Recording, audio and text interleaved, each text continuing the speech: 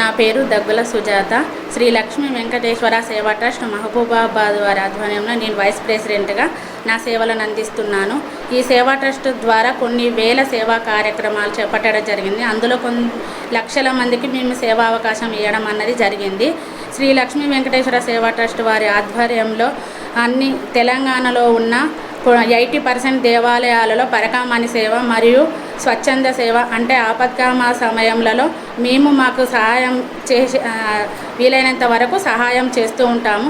అదేవిధంగా ఈ సేవా ట్రస్ట్ వారి ఆధ్వర్యంలో ప్రసిద్ధి చెందిన భద్రకాళి దేవాలయంలోని భద్రకాళి అమ్మవారికి మేము శాకాంబరి ఉత్సవాలలో శాకాంబరి అంటే కూరగాయలు మా సేవా ట్రస్ట్ ద్వారా సమర్పించాలి అనుకొని అన్ని జిల్లాలోని అన్ని వేల వాలంటీర్లతోటి ప్రతి ఇంటి నుండి కూరగాయలను తీసుకొచ్చి అమ్మవారి సమర్పించాలనే ఉద్దేశంతో ర్యాలీ ప్రోగ్రాం చేశాము. ఈ ర్యాలీలో ప్రతి ఒక్కరూ పల్లకి అనేది చాలా అందంగా అలంకరించడం జరిగింది.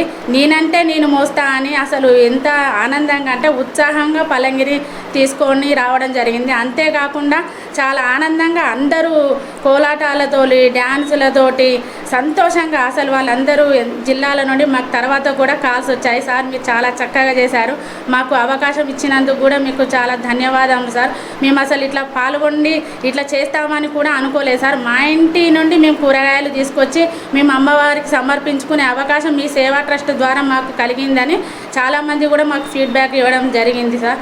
కావున ఇలాంటి కార్యక్రమాలు మేము చేయడం అన్నది కూడా మాకు చాలా సంతోషంగా ఉంది. ఎందుకంటే ఇంతమందికి మేము అవకాశం ఇవ్వగలిగామే మా సేవా ట్రస్ట్ ద్వారా అని మాకు కూడా చాలా సంతోషంగా ఉంది. ఇక ముందు కూడా ఇలాంటి సేవా కార్యక్రమాలు మేము ఇంకా ఎన్నో చేసి అందరికీ కూడా సేవా అవకాశం ఇవ్వగలుగుతాము. ముఖ్యంగా శాకాంబరి ఉత్సవం ఎందుకంటే వాతావరణం చేంజ్ వల్ల కొత్త క్రిమి కీటకాల వల్ల వచ్చే వారి బారి నుండి కూడా మనం తట్టుకునే శక్తి మాకు ఇవ్వండి అమ్మ అని ఆ అమ్మవారి కూరగాయలు సమర్పించి మేము మా అష్టైశ్వర్యాలు ఆరోగ్యాలు కూడా మాకు కలగాలి, అందరికీ కూడా కాపాడమ్మా అని వేడుకోవడం జరిగింది.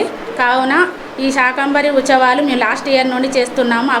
ఆ సంవత్సరం సంవత్సరం కంటే ఈ సంవత్సరం ఇంకా ఎక్కువ మంది రావడం జరిగింది. ఇంకా ఎక్కువ ఆనందంగా కూడా సంతోషంగా చేయడం కలిగింది. శ్రీమాత్రే నమః.